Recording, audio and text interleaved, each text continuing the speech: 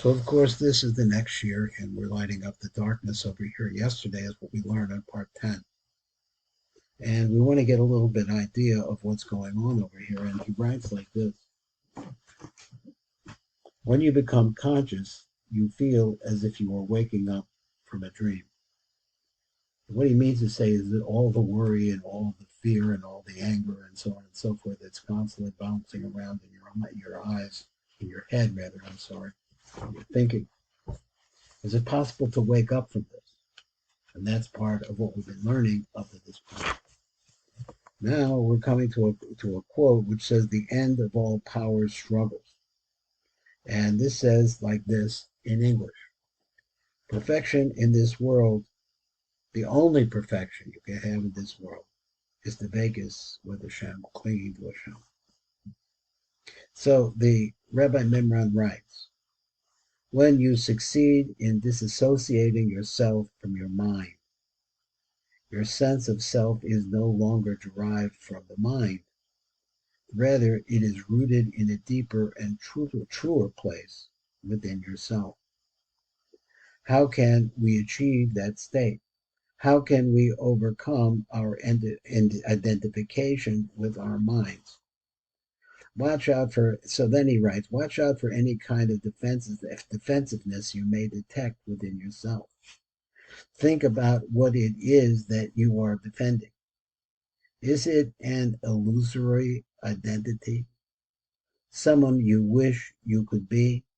An image in your mind, a fictitious entity? In other words, I'm thinking he's saying like this, that you say, how could that person or my wife or my husband do this to me? Right? Because you are that entity that is worthy of respect. And the mind goes back and forth with this, back and forth with this. You can see how this could develop into something really, really powerfully bad. Once you discover the real motives behind your defensive feeling, you make this pattern consciousness, and then once you are able to witness it, you have severed your identification with it. Now, let's read it again. He says that once you are able to witness it. Now, I can tell you that I'm not the world's greatest meditator, so I have read this a little bit, and I learned with Rebbe Nim. So I'm not so great at it. So once you are able to witness it, but I have been able to witness, I've been going through things, but I'm not motivated to try to do it enough unless I'm really troubled by something. Then is it possible to be witness to the things that frighten you? You have severed your identification with it. In other words, your thought about why this person insulted you, or why it is, and going back and forth in your mind.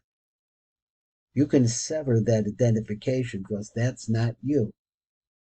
In the light of your consciousness, the unconscious pattern will then quickly dissolve. It's that simple.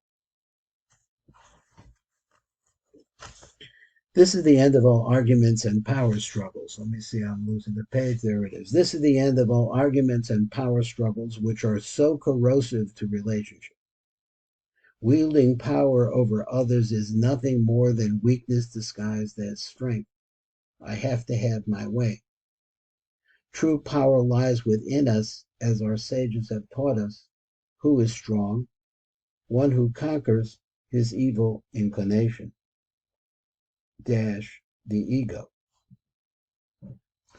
We understand, therefore, that anyone who is identified with his mind and as such is disconnected from his true power, which originates from the soul, will have fear as his constant companion.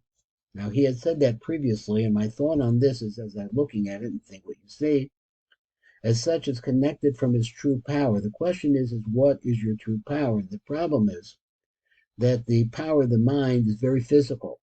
So as a result, you have those thoughts, you know those thoughts. But the power of the soul is something deeper.